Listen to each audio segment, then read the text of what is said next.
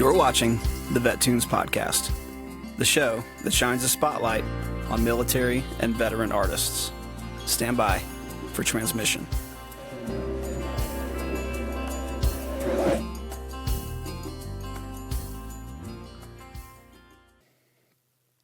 Hey everybody, welcome to the VetTunes Podcast, where we shine a light on veterans in the music industry.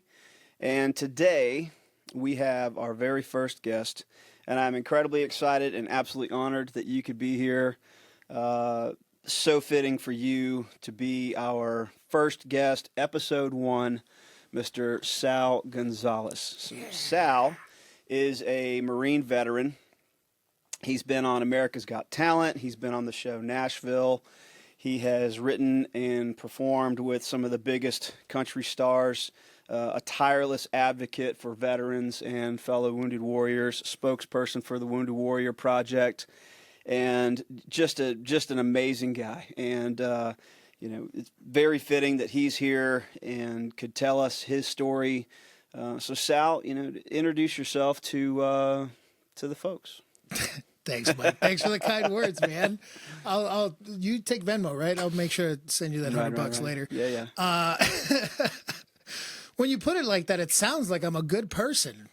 I'm joking. So, where did you said you're from East LA. What was that journey like from East LA to the Marine Corps? Yeah, I didn't have anybody in my family that had served. But right around the time that I was in high school, my cousin got married to a guy who was in the Marine Corps. And so that was like my first brush with service.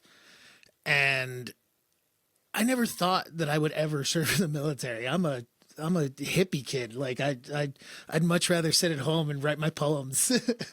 But 9/11 happened, and I was in English class, and they turned on the television and let us watch what was going on. And I wouldn't say that like my parents are patriots or like they weren't like trying to sell me on this country by any means, but my family was always vocal about how grateful we were to be living in this country because of all the opportunities that it afforded to us. And they really taught me the difference between like first world poverty and third world poverty, because we'd go back to where they're from in Mexico, and I'd see all my cousins wearing all my old clothes, and I'd be like, oh, got it. I see where this is going. Right. I see where my favorite Mickey Mouse shirt went. Thanks, Mom. Still hold a grudge. But so when it was apparent that we were going to go to war, I just felt like I needed to go and give back to the country that had given my family so much. Not only the ability to afford to send clothes and food and money, or not food, but money back home, back to Mexico, but my dad's side of the family, when they immigrated, my grandfather started a restaurant that's still going to this day in East LA. So like, What's the name of it? It's called Birreria de Don Boni. It's kind of hard to say, kind of a mouthful. Yeah. But it's in East Los Angeles. It's on 1st and State Street. And if you go, tell them I sent you. They won't give you a discount, but they'll make you feel like family. There you go. There you go. Now we got to give him a little plug. And so I knew that I had it in me to go fight. And I knew if the war at some point got really bad, if drafts were done, like they wouldn't take my younger brother because I was already serving. Right. And so that was at the forefront of my thought. And so as soon as I was old enough, I graduated May of 2003 and walked into the recruiter's office, got everything all set up. I was in MEPS for a few months, and then October 21st of 03, I went off to boot camp and was in San Diego, MCRD San Diego, for 3 months. and then was sent to the School of Infantry at Camp Pendleton, where they taught me how to shoot machine guns, which It's a great feeling. it's one of my favorite things to do. There's nothing like bliss is a belt-fed weapon. It really is. Something that goes cyclic just makes me giggle. But after the School of Infantry, they sent me to 2nd Battalion, 5th Marines. So just West Coast the whole time? The West Coast the whole Wow. time, baby. Okay. I knew I was really lucky because like on the weekends I could go home to East LA. So that was always a real awesome time when I was in the School of Infantry or when I got to my unit even, because a lot of my guys weren't from anywhere near California. Sure. They're from Arizona or Texas or, you name it. And so I would take them all to East LA and hang out. And this one time, some people might hear East LA and they might not put two and two together. But when I was growing up in the 90s, it was basically a war zone when I was there. Like I witnessed my first murder when I was 7 or 8 years old, walking home from school one day. And I lost classmates almost yearly from the time that I was in junior high all the way through high school. Wow. And so like violence is super normal for me in my neighborhood, and there's a lot of gangs and sometimes there's drive-bys and stuff. And I had a group of Marines with me and we're all drinking on my front porch, just hanging out in the evening, and probably, I don't know, a mile away, somebody starts shooting. And it's loud because the streets of Los Angeles reverberate, and it's 2 or 3 in the morning, so it's extra loud. And every Marine hits the deck except me because I know it's a mile away. Yeah. And after that, there was it was the Marines that wanted to come hang with me were kind of hardcore. I got a reputation. Don't go to Gonzo's house; he'll get you shot at. You got some good food there, right? Great food though. Yeah, that was the thing. I'd get you drunk on Saturday night. And Sunday morning, we'd go to the restaurant, and the best hangover cure on the planet is a plate of birria. It's the best. It is awesome. A little bit of hot sauce and tortilla. It just soaks up all the alcohol. You leave there feeling like $1 million. There you go. And then we drive back to Camp Pendleton and get yelled at, which, that was always fun. And then I was at my unit for about 6 months. The whole time we were doing workups. We went to like 29 Palms for our combined anti-armor exercise. You got to go to 29 Palms. Yeah, it's a rite of passage. Yes, and it's a great place. It is. Nobody loves the stumps more than 2.5. Maybe 2.7. Yeah, maybe. I don't know. I was there longer. I was there for 2 months instead of just the 1 month thing because I had to stay as rear guard. There you go. And so I got to hang out and help run the exercise for a whole nother battalion of Marines. Oh, that's good stuff. Yep. That's good stuff. Great. And then they didn't feel as bad for me because I was from California, and so I got to go home every weekend. So they're like, whatever, dude. It's fine. Quit right. Quit bitching. Can I curse on here? Sure. Okay, good. We can do whatever we want. I have to... As a spokesperson for Wounded Warrior Project, there's times where I just have to put the no fucks filter on. Yeah. And I'm really grateful for the training in that because that's a hard rule at the Opry. Oh. Don't say the F word. Oh yeah. No, that's not. I mean, that's a sacred place. It's hallowed ground. Exactly, and, man. There's some different P's and Q's that go along with that. Thanks. And I've been screwed from the get-go because I'm my dad was a sailor, not in the Navy, but he was like a fisherman and would take people out on fishing trips. So he literally was a sailor, drove a boat, the whole nine.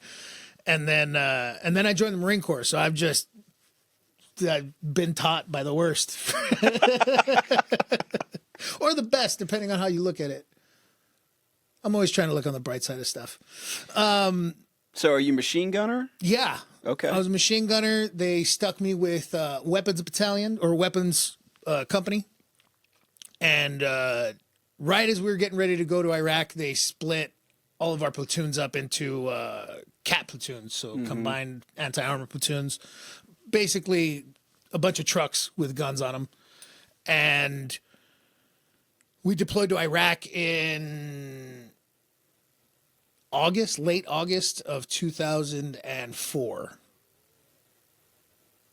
We got there, I think it was like September 1 when we actually took over our area of operations. Yeah. And Where was that? Ramadi. Oh. Our Ramadi, Iraq.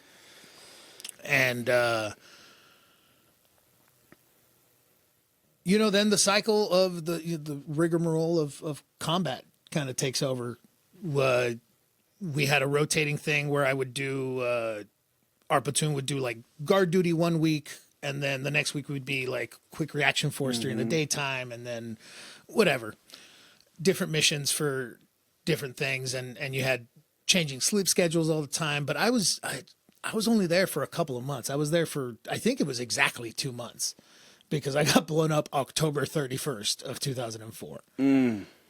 And Happy Halloween. yeah, it's my favorite holiday too, the jerks. Well, it's just extra special now. Exactly. It's just, yeah, it is extra special now. So now it's a cool holiday and you get to do a lot of cool things, but it's also, It's the day I didn't die. It's your a live good day. one. Yeah. It's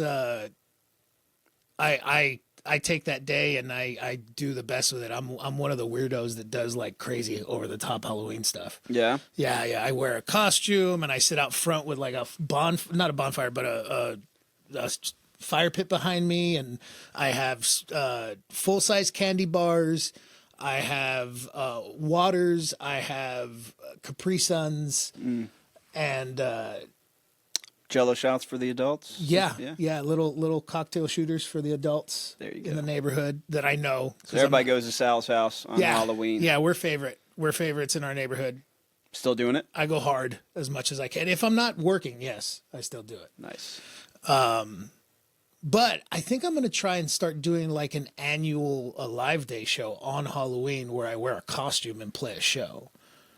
And I think that would be a more fun annual thing for me than the regular Halloween thing.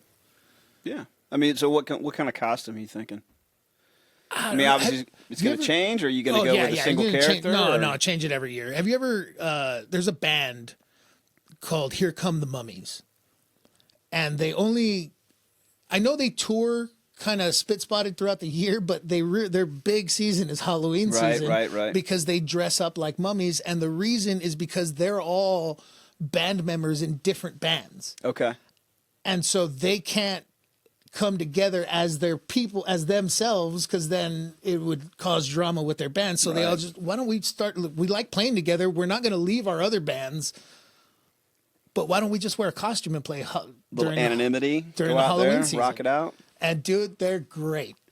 Is that an East Coast or a West Coast thing, or I think they're all over the national, country. or- okay. I saw them here in Nashville. Oh yeah, This is the first time I ever got to watch them live. Gotcha. And the first time I ever heard of them, somebody recommended them to me and said it's a Halloween show, and I'm just a sucker for anything Halloween. I was growing up, my family was Jehovah's Witness for like the first 8 years of my life. And so I got no holidays. Like our Christmas, we got presents for my birthday. I got a present from like my mom and my dad. And that was it. There was no like putting stuff up. There was like, if you had a party, people came over, no streamers. There was nothing. There was nothing to like take away from God or whatever. And then my parents got divorced when I was 8, and my mom was like, I was Catholic anyway, let's do it. And so we got to do Halloween and everything afterwards, and I really appreciated that. So I have always gone hard in the paint for Halloween. nice. And so I'm a sucker for Here Come the Mummies.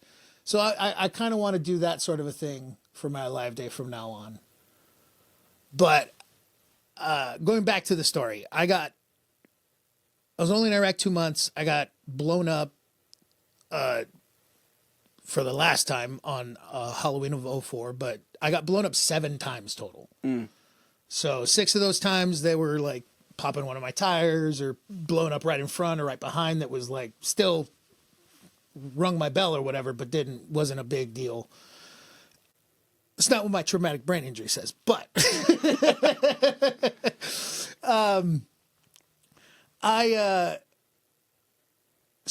we got hit on Halloween, and I woke up in the Humvee, and that day we were doing a escort mission, so we were just taking some like beans, bullets, Band-Aids, just a regular normal supply bar run thing, and we dropped it off at the base. We were there on the other side of Ramadi, and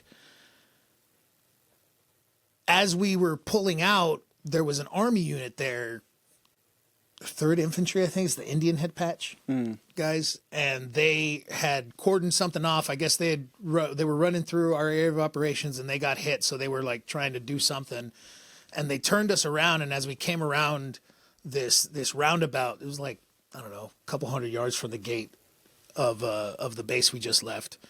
As we came around the other side of that roundabout, it went boom. And what's crazy about it is that we literally just passed there to get to the base. We drove down that side. Had the army unit not been there, we would have just punched through and not been in danger on that side to begin with. But I wake up inside the Humvee, which was new. Again, I'd had my bell rung a few times, but I'd never been like knocked unconscious. So I woke up in the Humvee, and I tried to get up to my gun because that's just training taking over, right? Machine gunner, got to get up, protect my Marines. So I get up, and my right leg does everything I tell it to. And as I pull myself up, my left leg feels like I got caught in the parking brake, like my foot's being held by something. Yeah. And I look down, and my leg is bent at the shin in a way that it normally doesn't bend. Right. And I was like, all right, cool. Let me do what I feel like Marines do best, and that's let the Navy take care of us. Yeah.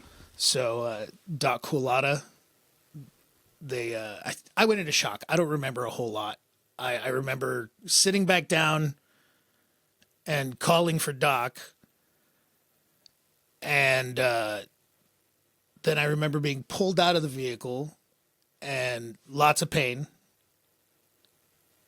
And then I remember being popped full of morphine, which I recommend highly if you're ever traumatically injured in that fashion, just FYI. And the pain went away, and they put me on a litter, and they stuck me in one of those Humvees with the big backs, the big red cross on them. The ambulance. Yeah. Humvees. Ambulance variant, yeah.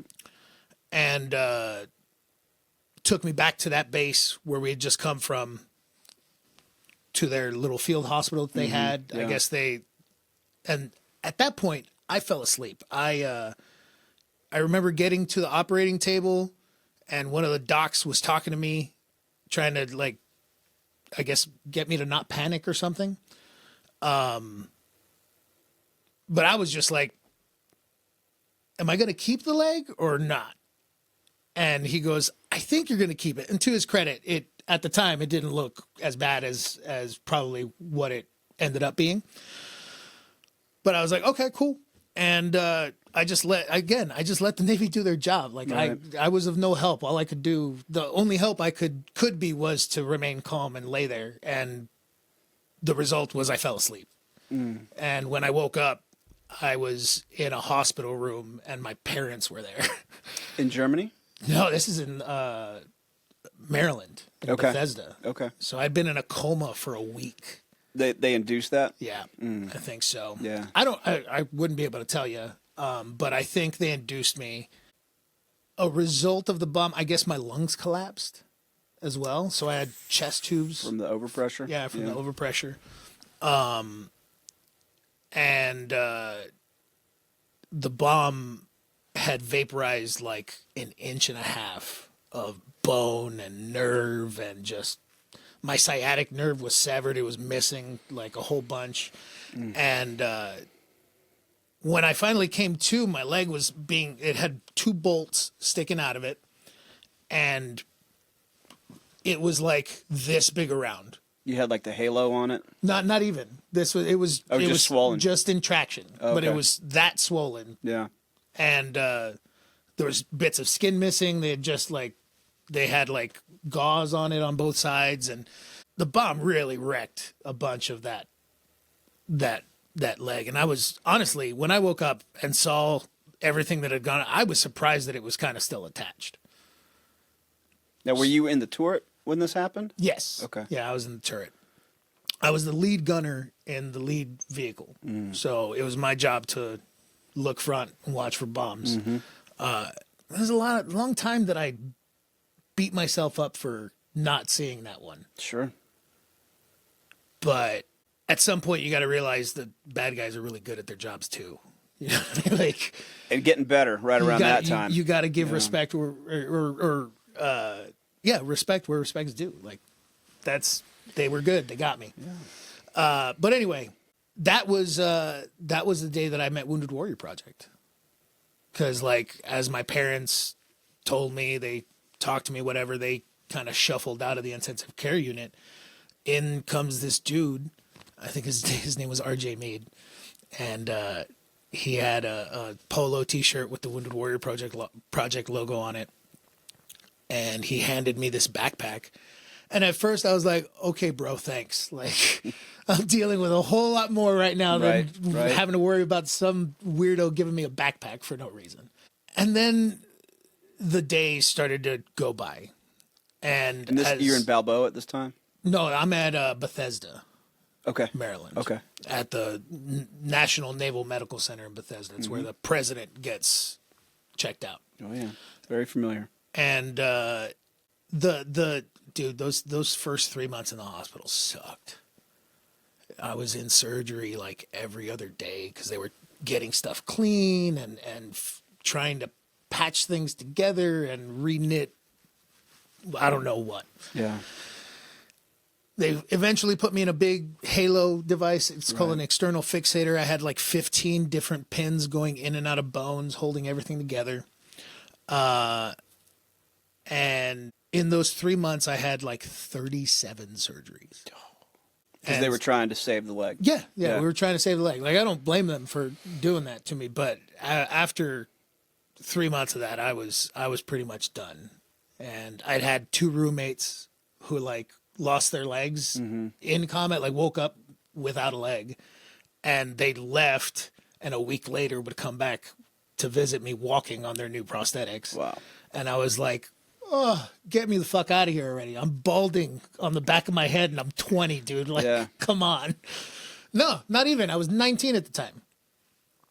So I told the doctors, I'm done trying to save it. Let's go ahead and cut it off. And they amputated my leg in January of 2005.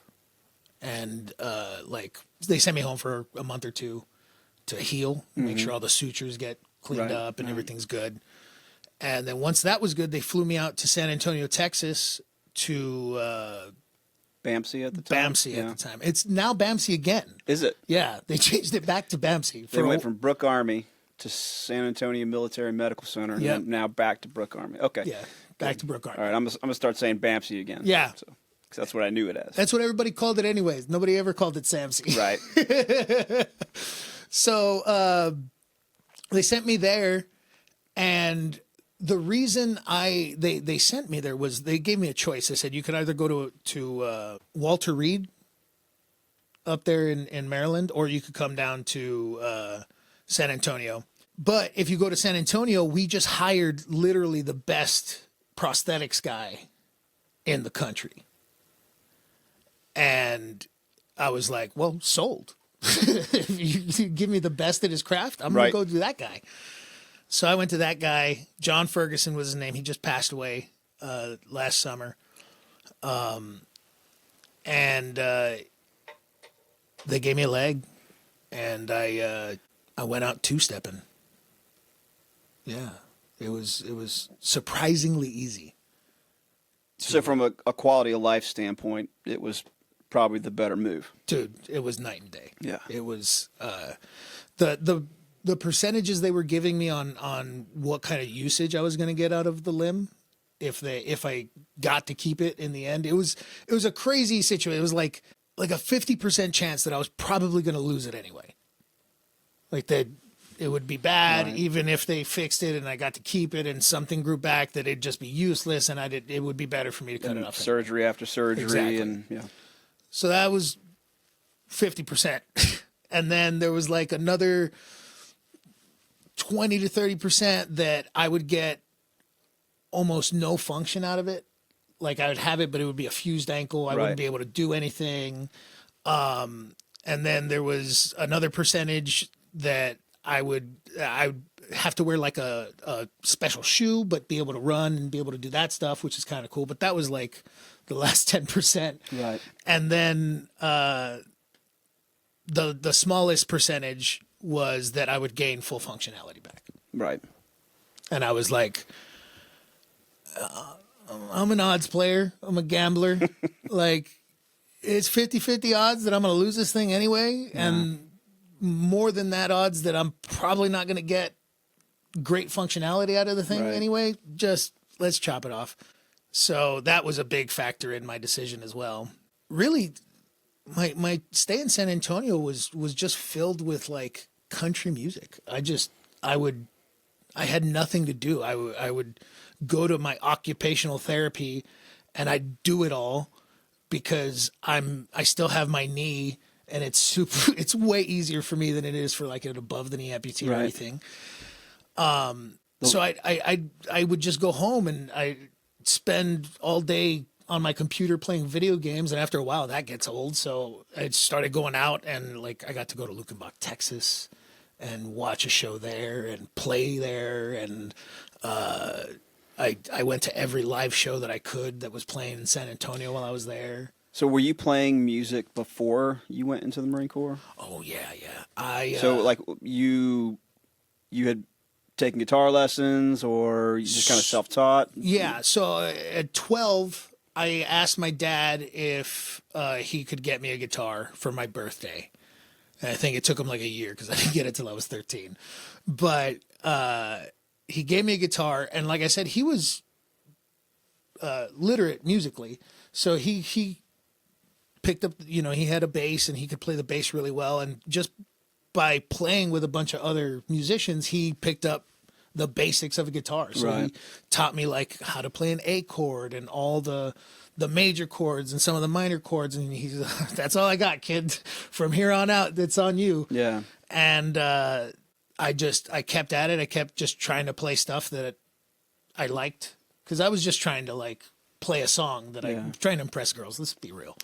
Anybody that tells you they get into it for anything different is a liar. Okay. I think that's kind of how it goes. Yeah. Yeah. It doesn't. It almost never works. It almost never works. But anyway, I digress. So I kept, playing songs, and then you get into high school and relationships and girls and troubles and all that. And I started writing songs. And then mid-high school, a buddy of mine asked if I'd want to be in a band as the lead singer. And I was like, sure. So I joined this Spanish rock band. Okay.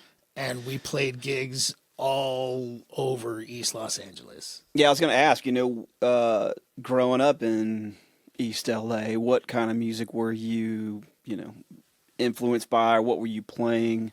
Was it when you got to San Antonio, was that the introduction to country music, or had you had a little bit of exposure to country music? I'd had some exposure. So my first exposure with country music was The Devil Went Down to Georgia. I kind of feel like that's most people's. Especially if you don't grow up in the South and you don't grow up around country music. Oh, yeah. That's the first song that you remember. Because it's a great story. Charlie Daniels was a great dude, by the way. I met him quite a few times and got to open for him a few times. He's a great dude. My influences growing up were mostly like rock and rap and like R&B. Usher was a big influence of mine because just in the way he sang and the runs that he had, Right. It just always fascinated me that somebody could do that with their voice. So I was always just trying to mimic these people. The minute that any of my schools said I could sing as part of like my curriculum, I took part in it. So Nice. like grade school, the minute their choir opened up, I was in grade school choir. In junior high, which was my real first brush with a real choir, with like you have to learn your part, sing in harmony with other people. And Miss Johnson, that lady, taught me how to sing. She was my my middle school choir teacher. Shout out Miss Johnson. Shout out Miss Johnson. She's got to be retired now, but she could have been 32 or 82. I have no idea how old that lady was, because she was just eternally this beautiful lady who just could sing her butt off, played the piano, and was passionate about teaching kids who were passionate about singing. And so early on, she was like, you know how to sing, you like to sing, you're going to be my solo singer. And then I would sing, and she'd just, the best pointers, just like, hey, don't say cha, it's the. Enunciate, breathe correctly, use your diaphragm, feel it. Feel the emotion of the song. If you can't feel it when you're singing it, I can't feel it through your voice. So even though they're not your words, try and feel like you're the person going through this thing. And I mean, those are lessons that I still are part of my whole musical outlook, I guess. Yeah. The way I approach music and singing and performing in general is because of that lady. And then in high school, I was doing the band thing. I quit the choir stuff. I took a few guitar classes, like real high school classes, to brush up on my guitar playing, Right. really kind of figure out what I was doing. Is that when they passed around all the classical guitars and everybody? Yep. You know, Yep. they give you the footstool. And I kind of got screwed on that deal because the guitar player went to high school with my dad. And so he knew I knew how to play guitar. And he goes, listen, this is like 101. I could teach you, but you're going to be way ahead of all of the other kids. Do you want to learn how to play a different instrument? And so I learned how to play a guitarrón, which is a Mexican bass. It's one of those big body mariachi basses. Oh, yeah. Yeah, I still love that. Still love one of those. The sound is great. But I didn't actually learn any real guitar in guitar class. Yeah. But still grateful for the guitarón lessons, though. And then in high school, I had just gotten home from school, and I think it was like summer school or something, because it was the only time I was doing my homework. I'm one of those smart idiots that refused to do any homework and just would pass all of my tests because I can pay attention. And I'm a good test taker. But the result of which is you end up failing a few classes that way. You know. You can't pass everyone like that. And so I was in summer school, and I was really trying to pass this English class. And I was sitting down, getting ready to do my homework, and I turned on the television to flip to MTV like I did every day. Well, yeah. And I was flipping channels, and I just happened to stop at CMT. And I saw this dude in a cowboy hat, and it said Garth Brooks, If Tomorrow Never Comes. And I was like, I remember Miss Johnson talking about this guy because he was the biggest selling artist in the country. And she's like, I don't even know who this dude is. Yeah. But I remembered that name, and I was like, oh, let's see what this dude's about. Like, let's see how good he is. If he's the best selling artist ever, like, let's check it out. And that song just knocked my dick in the dirt, man. It's such a great song. It's a great storytelling song. It hit all of the right boxes in like my musical love, in that there's no like esoteric lyrics.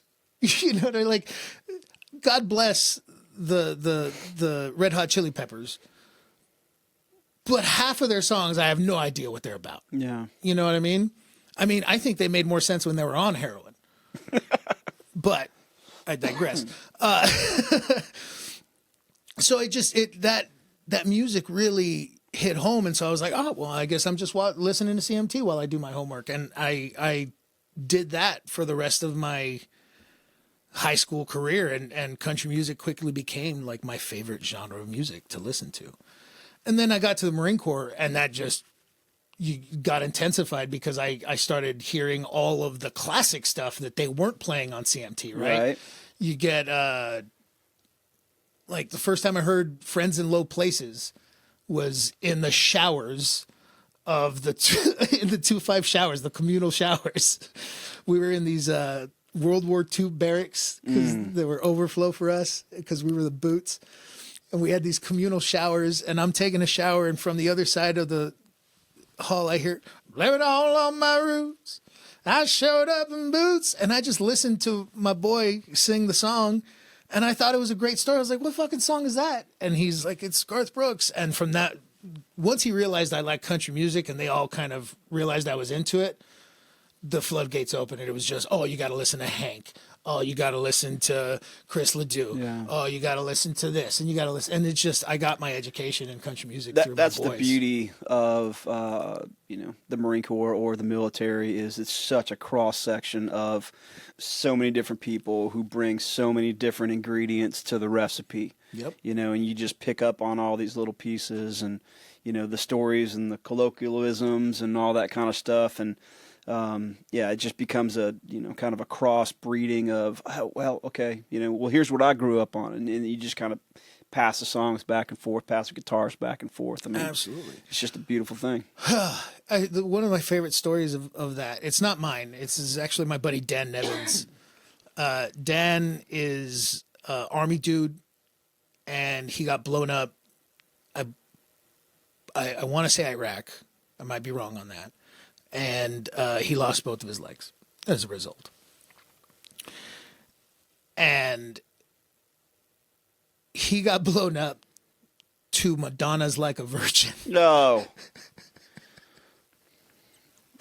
Because it was one of his buddies' turns to listen to they had the boombox playing, and it was just homeboy's turn, and that's what he wanted to listen to was Madonna. Talk about PTSD. Yeah, man. Imagine and I love Madonna. Imagine if that happened to me, I'd be devastated. Because I'm a material girl. But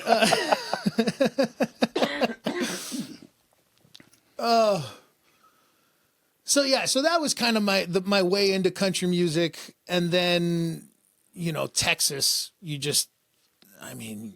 learn who the king of country music is. Of course. You learn about Texas country and Pat Green and Casey Donahue Band and all those local favorites, Kevin Fowlers and all those Wade folks. Bowen down there. All of them. Yeah. Wade Bowens. Yeah, sorry. I'm sure I'm missing a lot. Yeah. And so I fell in love with that music. But when I got out, when I retired, I moved back home to LA for about 6 months. And I started a little rockabilly band because that was more my speed. Because it was still kind of rock and roll, but it was still like storytelling music. And we're getting ready to start playing gigs, and it's just, I couldn't get the right mix of people. Like, I couldn't find the right drummer. I couldn't find the right bass player. It was always kind of a hassle trying to find people that were willing to dedicate time to the thing. Right. And home was just not the same. Like, we established I grew up in a fairly unsafe place. Right. But it was a different animal when I got home, because all of a sudden I was already hyper aware as a kid growing up. You grow up in that environment, your head's on a swivel all the time. That's just the way of life. If not, that's how you end up getting shot. Right. So, when I came home, the level of intensity that I had for looking at alleyways and rooftops and just, it's a lot. Shit on the side of the road, just anything, people looking shady. And I live in East LA. People just look shady. It's because they're shady people sometimes. That's what it is.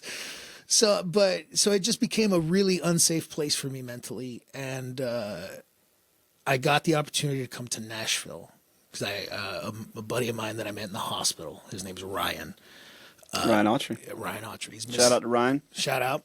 He's my brother from another mother. He's missing a hand. I'm missing a leg. Together we make a full person.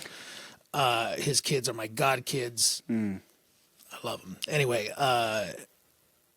he said, why don't you come out to Nashville for CMA Fest? And I was like, okay. And I came out, and it was just supposed to be like a week of shows and good times and drinking and whatever. And we did all that. But I brought my guitar, and I got to play a couple shows. And I was like, there's nothing like this community in LA. Yeah. What year is this? This is 2006. Okay. This is like summer of 2006.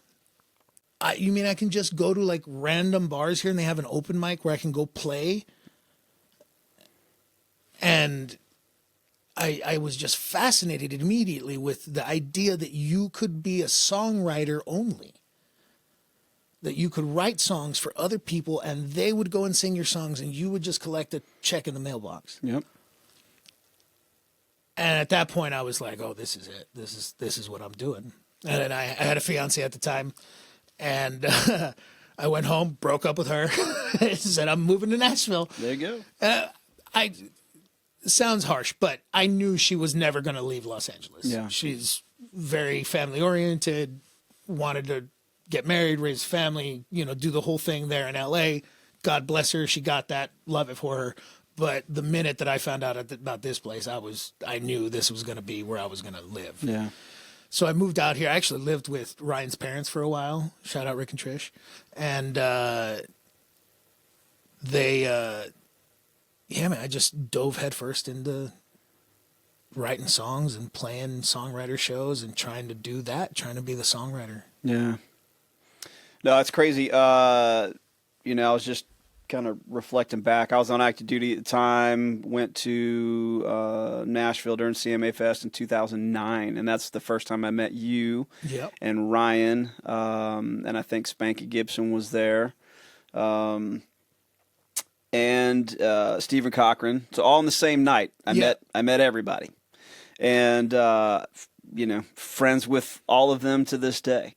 But to see you from then, and your songs were fantastic, your voice is fantastic, but then over the years how you have just honed the craft and really just gotten into being very deliberate, very intentional with the words. Kind of back to what you were saying about the Garth song, and we had a conversation one time. We were writing with a friend.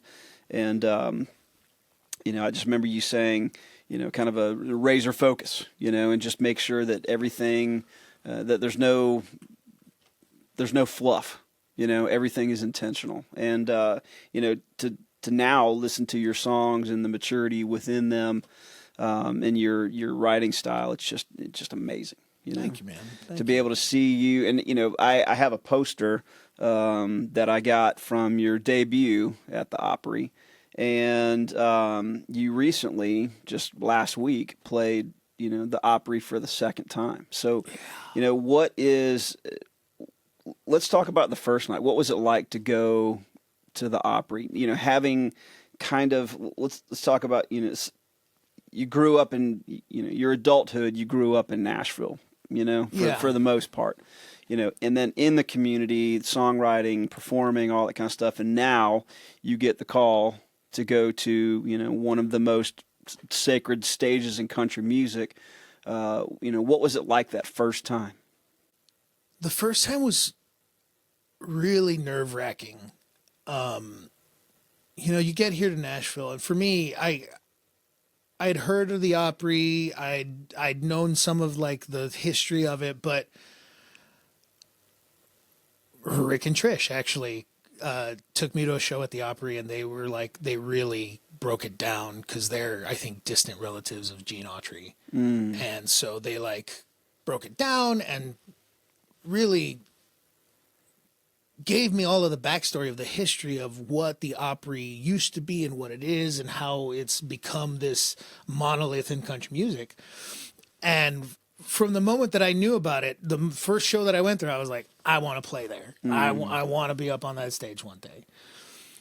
Will I ever get to? Who knows? Because, again, for the first, I don't know, however many years I was here in Nashville, I just wanted to be the songwriter. I'd come out if somebody wanted to introduce me. Craig, hey, I'm Craig Morgan. Here's the guy that wrote the song, that sort of a thing. And it was always like a pipe dream. But then I got serious about being an artist. And I through my work with Wounded Warrior Project, I go to WSM, the radio station, right? Which is the Opry radio station, and I do their like Veterans Day and their Memorial Day stuff. Almost every year, I would go and just talk to the Cody and Country in the morning, right? And just tell them about Wounded Warrior Project, and just tell them how they helped me and all the different programs that I was a part of, Soldier Ride, all sorts of different stuff. And one year, last year. Or the year before last, technically, because it was right around Veterans Day, so it was like November.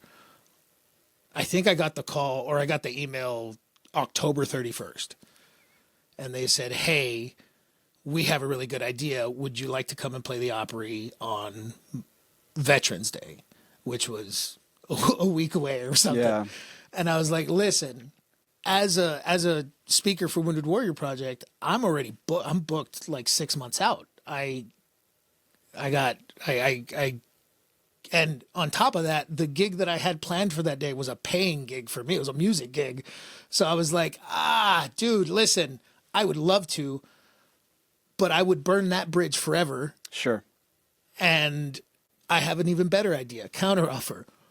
My song Heroes works even better for Memorial Day over Veterans Day. Because like Veterans Day, we're supposed to celebrate our brothers and sisters, right? It's like we're supposed to be there for each other, and it's supposed to be a day to celebrate us. And if you want me to play my song Heroes, that's more of a celebration of those that died in service. So why don't we do it on your Memorial Day show? And they agreed. Yeah. Which I still think is wild that they were like, "Yeah, sure, Sal." Like, I thought I was gonna burn that bridge forever too. Yeah. I thought they'd never want me back. But I got to go, and the whole night was like surreal. It feels like a fever dream.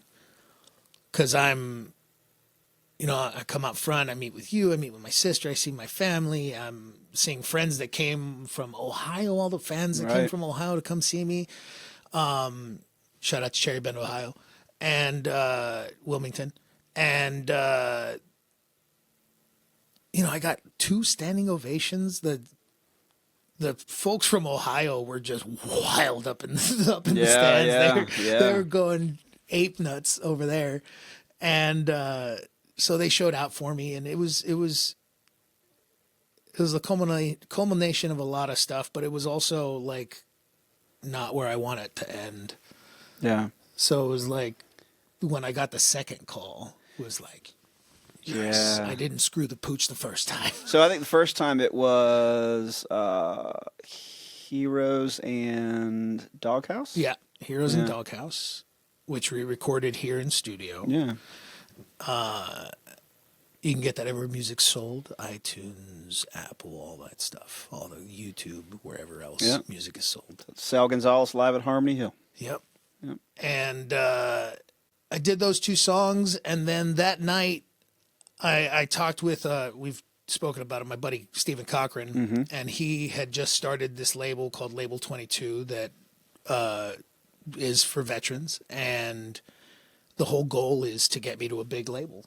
And so from last May to now, we've been working on hiring managers and figuring all the things out, and recording music and finding the right producers to record that music and picking songs. 'Cause I mean, over 20 years of living in Nashville, I've got a lot of songs that I would like to record, or that I think are good enough to record. And every day I'm trying to write more. So it's you know,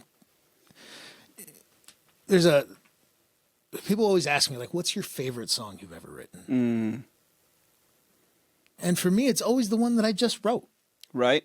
It's fresh, and you've taken all this experience over the years, and you've poured it into that latest song, and it's just like, you know, it's fresh, it's new, and it's like you're excited about it, and you want to play it, and you want to share it. It's the new hotness. Oh yeah, that's all that it is, and that's. I think it happens with parents and kids, right? Like no parent has a favorite child, but the baby's always the baby, right? So Label 22, Stephen Cochran behind the wheel at that. Took you on board. You know, you're doing some stuff in the historic RCA studios. Heck yeah, man. Working with a guy named Eddie Gore. He's a Grammy-nominated producer.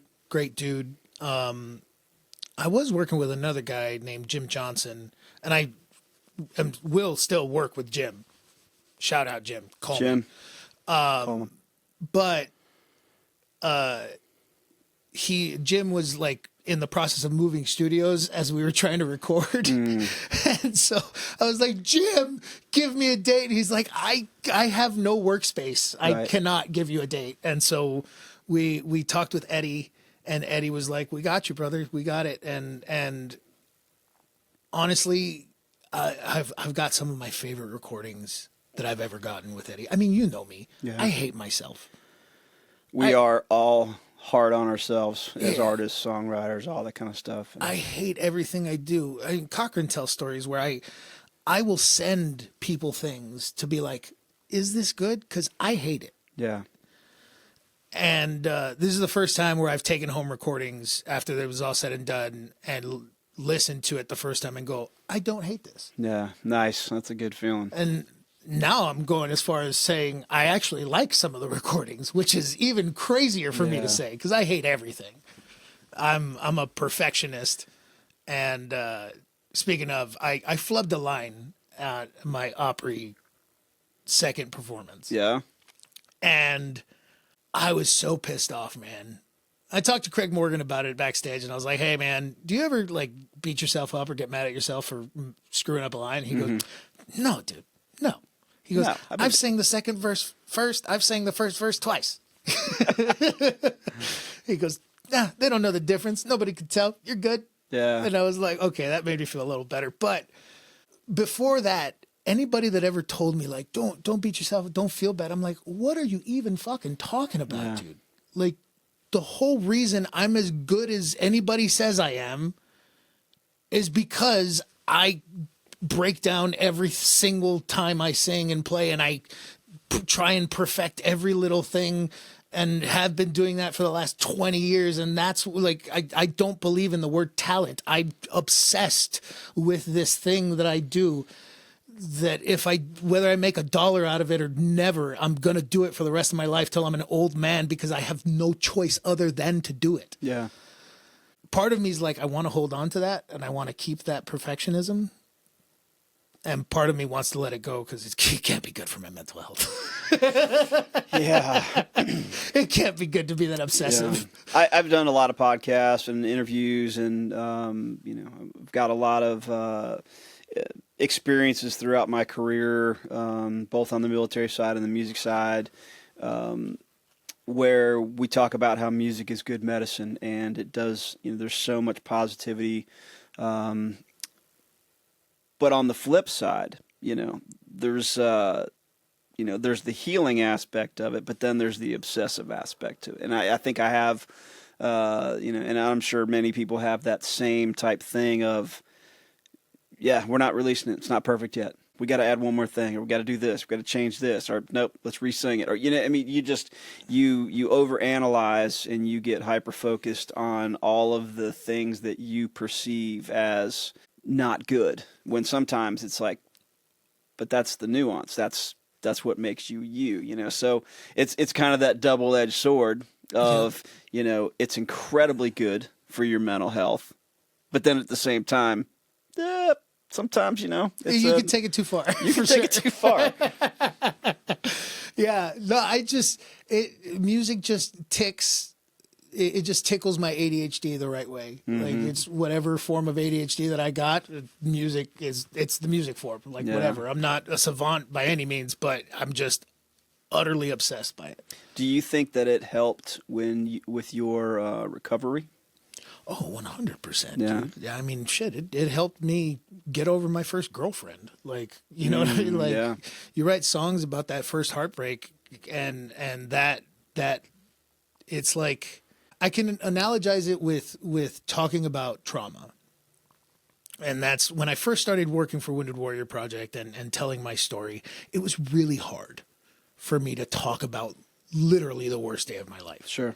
The day my friend Matt died, Matt Lynch, first lieutenant. He was from Long Island, New York. And awesome dude, lion amongst men. But when I would first tell that story, it would wreck me. It would wreck me for like a day and a half. I would just not want to be around anybody. I just want to isolate myself. Yeah. And then after like the second time or the third time I told it, no, it had to be way more than that. It was like the fourth or fifth time. But after that time, maybe it was like half a day that I was wrecked. And then I could maybe go out for dinner that night and be okay. And then weeks and months into it, you realize that like, oh, I'm only kind of a little depressed for like an hour after I tell my story. Or maybe that cuts down to like only a few minutes. And now I'm going to walk out of here and diddy-bop my way to go pick up my kids and be Pop. And be a great, happy-go-lucky dad like I always am, or try to be at least. And that's the only way I was able to get to that point was by continuing past that point of pain, continuing past that that story and telling that story. And the best way I've ever heard it put is that every time you talk about your traumas, or when you go through something heavy, when you go through some sort of trauma, and I say trauma because you don't have to lose a leg in combat to have gone through something. Right. When you go through trauma, and you don't talk about it, it's this weight that sits on your soul. And if you talk about it, it shifts out just a little bit, just like a half a centimeter. But every time you tell it, it gets a little easier to shift that rock. And if you stick with it and you keep telling that story, eventually you will be on top of that boulder, shouting from the rooftops of how you got out from under it. Yes. And that's what songwriting is for me, and it has always been. Writing the song always sucks. Going through it is always rough. But once you write it, it's out there. Now I don't have to tell the story. I just sing that song. Right. Yeah. And so I encourage all veterans to pick up some sort of storytelling, songwriting, poetry, anything like that, because it can really help you overcome a lot of mental health barriers that you don't even think you have. Mm-hmm. And self-isolation has got to be one of the worst. Yeah. You know, because you get in your, we used to call it the OODA loop, but you get in your loop and it's hard to get out of. For sure. And especially when you're not talking to folks and you're like, nope, I'm gonna figure this out. I'm gonna power through, and then it's just another day of isolation, and you're going through it, and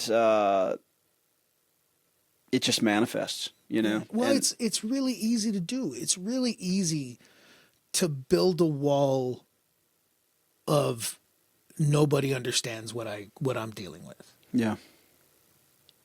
I mean, you could do it.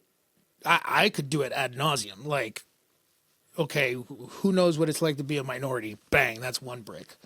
Who knows what it's like to be a minority who served? Bang, that's another brick.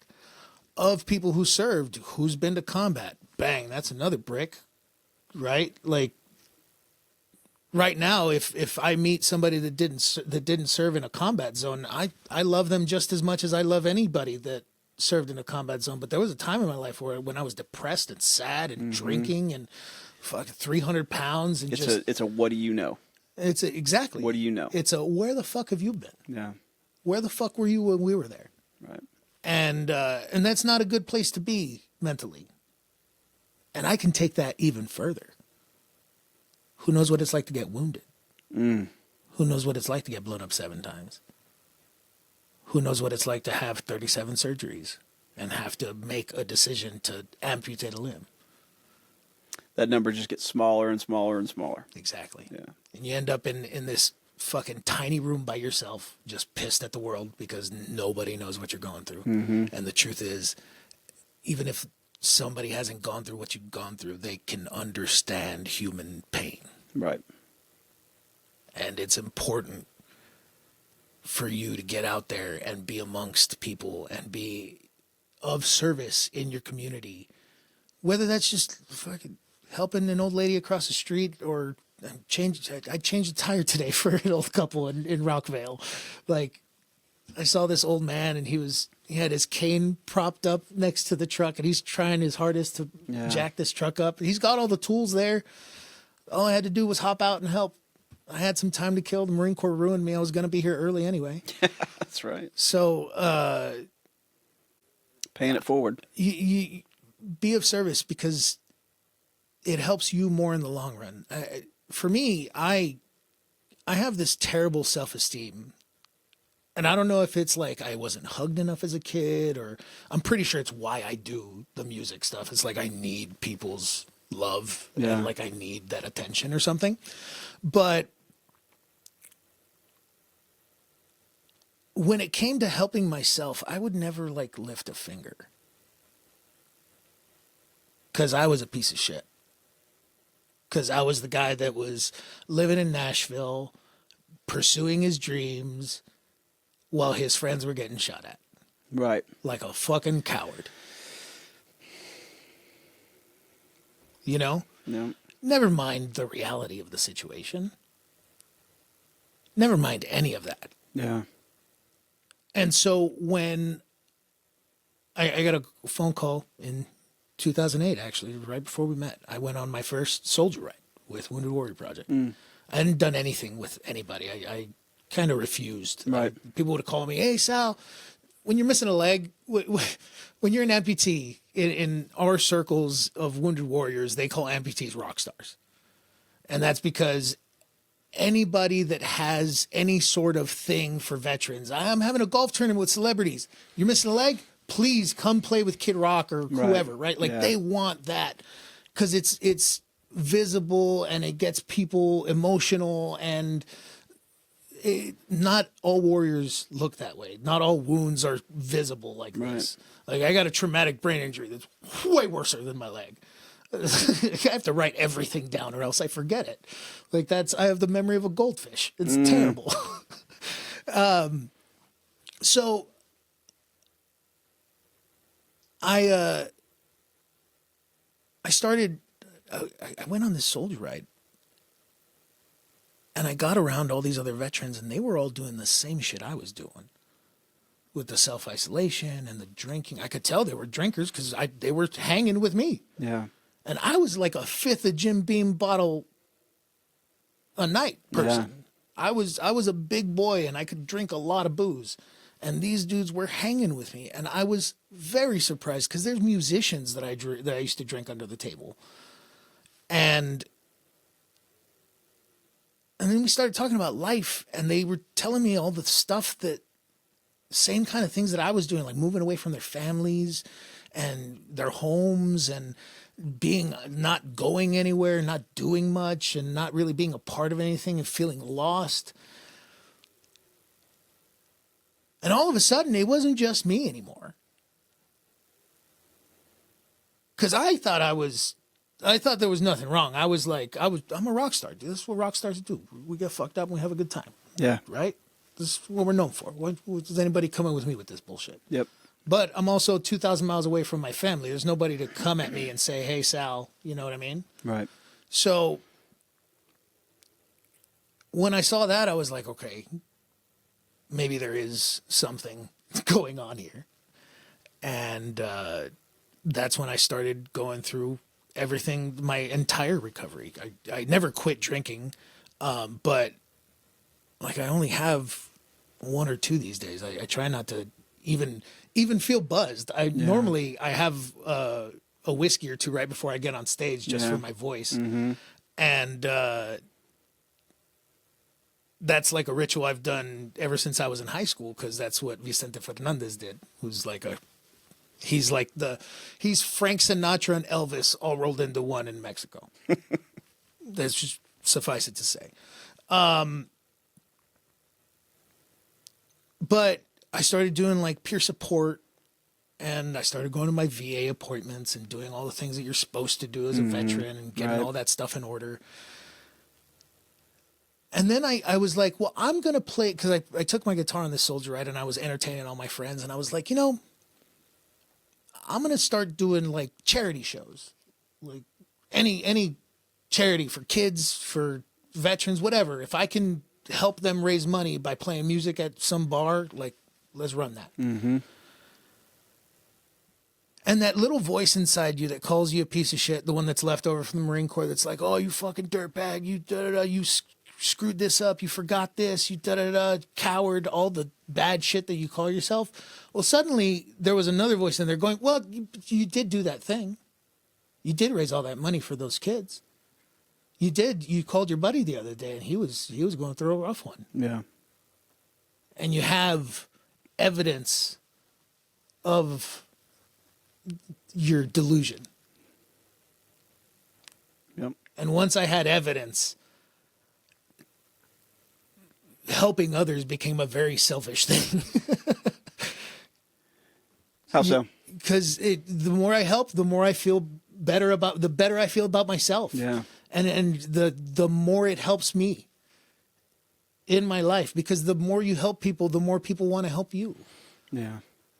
To just kind of a way to pull in that positivity. Yeah. And it's like, it's that corny, be the change you want to see in the world. Yeah. It's a corny, dumb not dumb. It's very iconic and poetic and all those things, but it's cliche at this point. But it's fucking true. Like, if you just try and put positivity in the world puts back positivity towards you. Agreed. And don't get me wrong, I live in the same world everybody else lives. I see everybody calling each other every dirty name under the book. I just try not to participate. I love everybody. Yeah, it's getting hectic out there. And my participation is saying that I love you and I fought for your right to be angry, and let's just have a good time and play some music. There you go. All right, so speaking of music, we touched on the Label 22 thing. You've been in the studio. I mean, what's coming up? All right, we got a self-titled EP with Label 22, recorded at RCA Studios with Eddie Gore. And after that, we're just booking shows, man. Just booking shows and trying to promote this record and get it sold. And hopefully I can get on the charts and get some attention from a bigger label and get on board, man. There you go. Get started. I want to, open up for Morgan Wallen or something. Beautiful. So, a lot of what we're doing here with the podcast is, Jelly Roll, find me. There you go. Jelly Roll, Sal Gonzalez. Y'all need to meet. Man, he's got some cool stuff happening. I love what he's doing, man. Just the positivity that he puts out in life, and how he's really trying to reach out to people that have gone through a rough time, whether that be addicts or in prison or anything like that. Like, I respect the dude a lot. Great success story. Absolutely. There's a lot of similarities, obviously not with the military, but just struggling and fighting through the struggle. And, kind of rising above it, not letting that struggle define you. Right? Yeah. All right. So we got an EP. How many songs we got on it? We're doing 6. The first 3 that we cut were Doghouse with a full band. Yeah. You're going to love that. Oh, yeah. We cut Doghouse. We cut a song that I wrote called Alabama Breathin' that I played at the Opry. And a song called Man in Black that I also played at the Opry. That's the one that I flubbed the line on. We got Barstool floating around in there somewhere? No. We cut some pretty up-tempo songs this time. Okay. So all the songs that we cut are either kind of up-tempo or like mid-tempo happy songs, or they sound like a happy song but are sad songs. Yeah. Or it's Doghouse. Doghouse is the one, like, Yeah. you know, super ballady, low tempo. Yeah. For all those out there, you got to check out Doghouse. So, I mean, if you want to hear what it sounds like from a in a live acoustic performance, you can check out Sal. Is got a couple songs out there live at Harmony Hill. But man, I can't wait to hear it with a full band. Is there themes that you've drawn on from, you know, your time in the Marine Corps, your time in the service, that have made their way in, or is this a whole new, kind of new topics that you're broaching with this? I think every song I write, there's always some part of the Marine Corps that gets shoehorned in there in some way, shape, or form. But no, I didn't really have any theme coming into this. I just wanted it to be my best stuff. Like, I wanted to have it to be my best foot forward. And so it was like the most catchy, well-written, the ones that my wife likes and I hate. Yeah. You know, those are the ones that... They usually work out pretty good, though. Yeah. And Alabama Breathing was one of them. It was not on the radar to be cut. And Eddie, he listened to all the stuff and he goes, I actually think we should cut this one. And it's one of my favorite songs. Nice. It really is. It's a fun song. I'll probably play it later. All right. Where can we find you? How do people find you on social media? Is there any particular platform that you like to hang out on a lot? Or Yeah, I am pretty responsive on Instagram because I check it fairly regularly. Facebook, it's kind of hard. I check it as much as I can, but I tend to stay off of Facebook just because I don't like watching my family yell at people. Yeah. A lot of opinions on Facebook. Yeah, it turned into a really opinionated space, and I was just like, I don't need that. So I'll just look at fun art things and music on Instagram instead. One of the biggest things that we can do as a veteran community within the arts is like, follow, share. You know, it's free. It doesn't cost anything, maybe just a few seconds of time. But, listen to what people are singing. Listen to the lyrics. Listen to, what they're putting out there. And, kind of that whole pay it forward aspect, helping change a tire or whatever. It's like, just like it. Share it. Tell somebody about it. Yeah, it helps us a lot.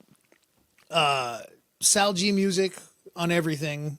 I think it's official Sal G Music on Facebook. I just stood up my new website, peglegsongs.com. Yes. peglegsongs.com. Yeah. Tell us more. No, it's just it's where I'm putting everything. It's where I'm posting where my shows are. It's where I trying to write a regular blog on there. I have some merch for sale, that sort of just news. If you're interested, it's a fun website too. Just peglegsongs.com. So you think about it. Just type it in, go check it out. I have some fun shoes for sale. I've got some fun shirts. All my new music will be available there on the website, as well as all music platforms. Do we have a release date? No, but when we do, we're going to have a pre-sale, and you're going to get a pre-sale, and you're going to get 3 songs off the album for the pre-sale. So you'll get half of it up front. Nice.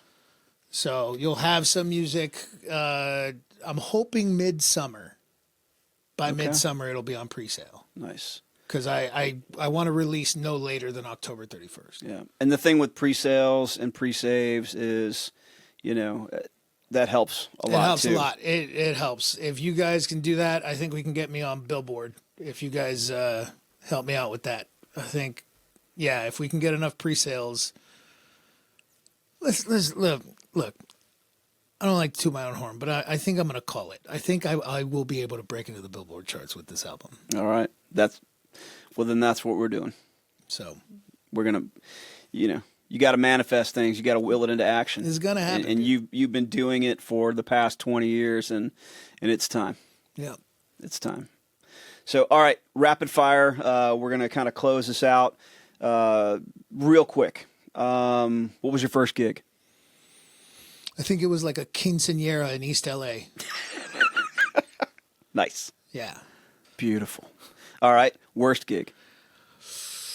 There was one here in Tennessee, is like an hour away in between here and Memphis. And the bar is a tiny little hole in the wall bar, and nobody has teeth in it, customers or employees. And It's a tribe. It's their tribe. Exactly. But we had a great time. I had a great time playing the show. All the people that came to the show were great. All the people that worked there were great, but they didn't pay me. And that's always the worst gig. So, yeah. That happens. From time to time. And it's painful. Yeah. Because kind of gone are the days where you're, in the van and touring and you've got merch and CDs and, that's kind of how you get by. Yeah. Little tougher nowadays. You can hawk T-shirts. Yeah. But, the CDs are, pretty much a thing of the past. And, vinyl, although it's making a comeback, it's expensive if you're an artist, Yeah. So, We're definitely going to do a vinyl press with this album release too. Beautiful. So. All right. Favorite MRE? Cheeseburger. By far, cheeseburger. Well, look, man, thank you so much for being here. We're going to close this out with a live performance from Sal. It is absolutely fitting that you are our first guest in episode 1, and I am honored that you would do this, and I thank you so much. Best of luck to you. Anytime you ever want to come back, that seat will always be available, and if there's anything we can do, please let us know. Absolutely. All right. We want to thank our sponsor, Harmony Hill, and our partners over at Universal Audio. Thanks for all the support. All right. Well, we're going to close that out. Sal, my brother, thank you very much. Appreciate you, Mike. And thank you. We're going to let him close it out from here. Sal Gonzalez. This song started out as a really cool story that my best friend's father told me. And I've been trying to make it a song for about 20 years. And I finally succeeded last year. It's called Alabama Breathing. I took some artistic liberties.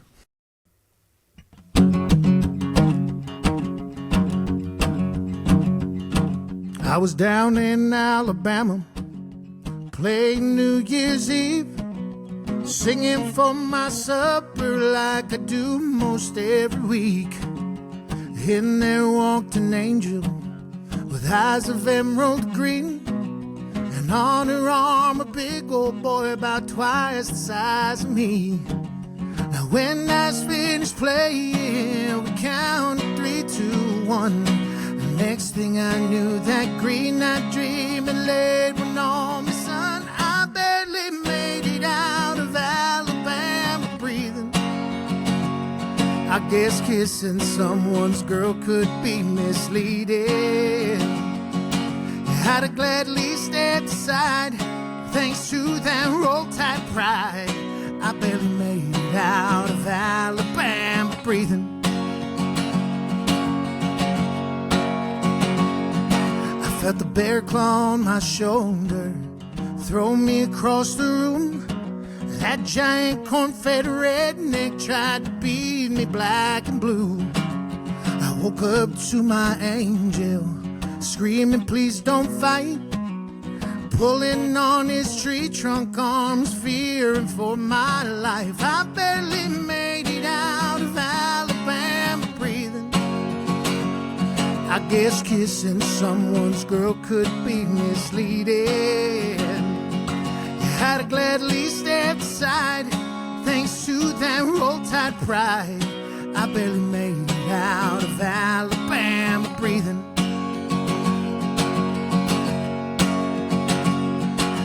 In a town that they call Warrior, I hear that man still drinks. He brags about the fight he won the night she led with me.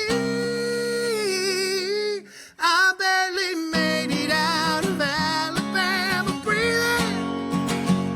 I guess kissing someone's girl could be misleading. You had to gladly step aside thanks to that roadside pride. I barely made it out of Alabama breathing. I barely made it out of Alabama breathing. I barely made it out of Alabama breathing.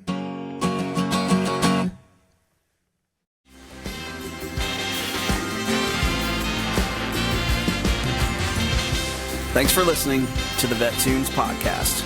If you enjoy this content, please like, follow, share, and subscribe. We have a lot of great stories, interviews, and live performances from veteran artists coming your way. So stay tuned. VetTunes out.